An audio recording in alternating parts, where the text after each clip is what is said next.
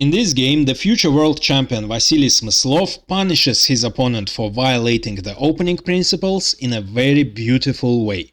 His opponent falls behind in development, but he needs only 2 moves to castle and ensure king safety. However, Smyslov finds a magic move which opens 3 lines at once and instantly turns all his pieces into monsters. Smyslov starts with e4, black plays the Sicilian defense, knight f3, d6, d4, c takes, knight f6, knight c3, a6, the Najdorf variation, bishop e2, e6, short castle. And now it would be better for black to play bishop e7 followed by the short castle, of course. That would be natural. But in our game, black opted for another plan, namely the immediate counterattack on the queen side, b5, which is a standard move in the Najdorf. But in this position, it's a little bit premature, because now black will have difficulties in finishing the development of the king side, and the black king will turn into the target of attack. By playing b5, black has weakened the long diagonal, and Smyslov immediately exploits that. Bishop f4, f3, creating an immediate threat, e5, attacking the knight and the rook. That's why black moves his rook away from the bishop's diagonal. Rook a7. By playing bishop f3, Smyslov has vacated the e2 square for his queen, so queen e2, and the queen in its turn vacates the d1 square for the rook, and the rook d1 will be quite unpleasant, creating the x-ray. So now again, bishop e7 would be more natural, but black sticks to his plan, namely creating counter chances on the queen side. But how to do it? The knight cannot move. It cannot jump to c6, of course, because the white knight would simply capture, and the knight must keep an eye on the c6 square. In case it moves to d7, white would immediately invade c6 with the fork. Neither can black develop his light-squared bishop. In case black plays bishop b7, the rook on a7 would be terribly placed, because the bishop on b7 will close its way to c7 or d7. That's why first black develops his rook c7, and now next move he can play bishop b7. Besides that, the rook controls the c6 square, and the knight can move, because the white knight cannot jump to c6 anymore. Smyslov plays rook d1, again creating an immediate threat, e5, attacking the knight, and in case black captures the pawn, then knight takes e6 would follow, with the discovered attack on the queen. That's why black plays knight d7, placing his knight between the white rook and the black queen, and also taking under control the e5 square. By playing b5, black has also weakened his queenside pawns, so Smyslov immediately attacks them. a4, threatening simply to capture twice on b5 and win a pawn. In case black plays b4, white would simply retreat to a2, attacking the pawn, and it isn't clear how black is going to defend this pawn. In case black plays a5, then the b5 square would be weakened and the knight would invade this square, attacking the rook and the pawn, which will be very unpleasant. That's why after a4, instead of b4, black captures on a4. But now the white rook, without making a single move, is developed and is quite active, and it also has the target of attack, the a6 pawn, and generally it's very active on the half-open file. So Smyslov captures on a4, and it turns out that now it isn't good to play bishop e7, because the black queen in this case wouldn't have a single square to move, and white can make a strong move, bishop d2, creating a very unpleasant threat, bishop a5, attacking the rook, and the rook would be pinned. And in case the rook moves away, in order to take under control the a5 square and prevent bishop a5, of course, on c7 the rook was controlling the c6 square, and now that it moved, the knight would invade, attacking the queen and the bishop, which would be very unpleasant again. That's why after a knight takes a4, instead of bishop e7, black develops the light-squared bishop first, in order to open the way for the queen. And now he is going to play bishop e7 next move, followed by the short castle. And in case black succeeds in doing that, he will solve all his problems. So White must play energetically while the black king is still in the center. And that's exactly what Smyslov does. e5, creating new problems for black. Attacking the knight, so black doesn't have time to develop the bishop, and also opening the diagonal of the bishop. And that leads to the exchange of the light squared bishops, after which the light squares on black queen side would be weakened and the a6 pawn will fall. So, black has a couple of options. Black can capture the bishop. In this case, white would simply capture with the knight, and after d takes e, knight takes e5, white has a slight advantage. White rook exerts very strong pressure on the open file, the knight is centralized, of course the a6 pawn is weak, so white has the slight advantage.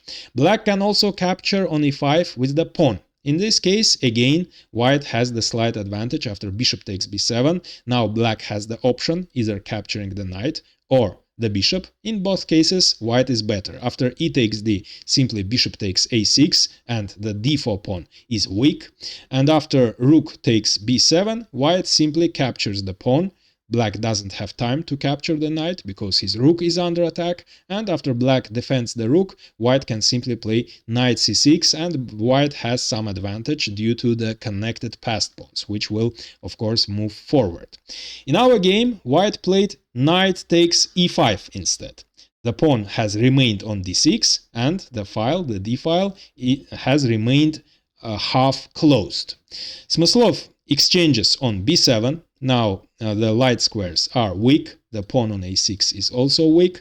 After rook takes b7, of course, he immediately returns the sacrificed pawn, the pawn that he sacrificed on e5. Queen takes a6, attacking the rook.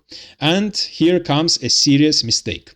Instead of the correct queen c7, which would defend the rook, black played queen b8, defending the rook from b8, but on the b8 square, the queen turns into the target of attack of the knight, knight c6, attacking the queen. It turns out that the queen doesn't have any good squares to retreat. Of course, a8 is controlled by the queen, a7 is controlled by the knight, d8 is also controlled by the knight.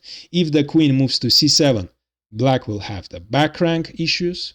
And if the queen moves to c8, then simply exchange on e5, followed by knight b6, attacking the queen, and again the queen doesn't have any squares. In case it leaves the back rank, for example queen c6, then queen a8 check would be simply deadly, followed by checkmate. If it moves to b8, in order to keep control over the back rank, then check would come from a4, and there is nothing black can do. Black cannot close the diagonal because white controls this diagonal 3 times, and white would simply capture in this case. That's why after knight c6, as his queen is under attack, black captured on c6. But now the weakness of the light squares will tell. Queen takes c6, check. Black doesn't have the light squared bishop anymore to defend these squares. In case black plays rook d7, of course, knight b6 would be deadly, not only attacking the pinned rook, but also creating a more serious threat, rook a8. That's why after queen takes c6 check, black plays knight d7. And we have reached the critical position.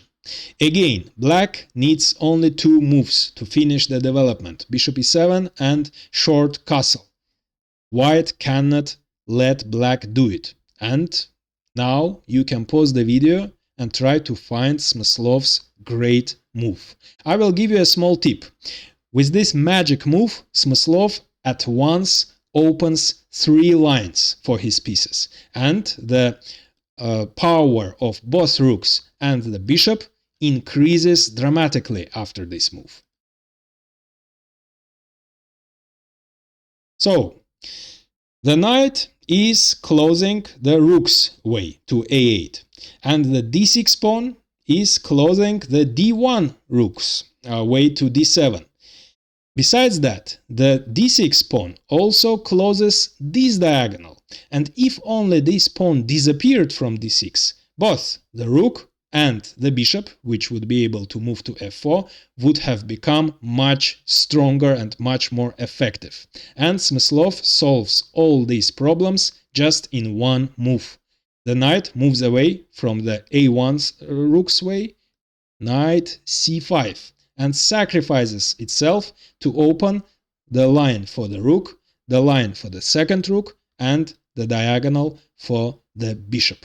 In case black declines the sacrifice and plays rook c7, attacking the white queen, then simply knight takes d7. Now, if the rook captures, then of course rook a8 would be deadly, and in case rook takes c6, of course white would capture the queen and would simply be up a piece. That's why black accepted the sacrifice. D takes c. But now, of course, the rook's way is open and the bishop's diagonal is also open. So white sacrifices the bishop, bishop f4, attacking the queen. And it turns out that in case black accepts the second sacrifice, that would be simply terrible, because now the back rank isn't protected and queen c8 check is possible. After king e7, simply queen takes b7, the knight is pinned and it's attacked twice. There is no way to defend it. Black king can only run away, but in this case the major pieces invade the 7th rank, the f7 falls. Black can try to defend it, but the second rook will invade. Not immediately, of course, that would be followed by the checkmate, but white can play g3 with tempo, opening the escape square for his king, and after queen f5, rook a7, there is no way to defend f7. f6, of course, leads to the catastrophe on g7, and again, white is winning. But after bishop f4, instead of capturing the bishop, black played bishop d6, and after bishop takes d6, rook b6, attacking the queen. And in case the queen retreats, the bishop would fall, of course. And in case white captures the queen, black in his turn will capture the white queen. White would still be better, but black can continue the resistance. But after rook b6, Smyslov made the final brilliant move, simple tactics. Queen takes d7 check. And here black resigned because after king takes d7, bishop takes b8 with the discovered check, and black doesn't have time to capture the bishop, and white would be simply up a piece. And now I recommend watching a game in which Smyslov intuitively sacrifices the queen for attack and harmonious piece coordination. But first, like this video and subscribe, as it's really helpful for the channel growth.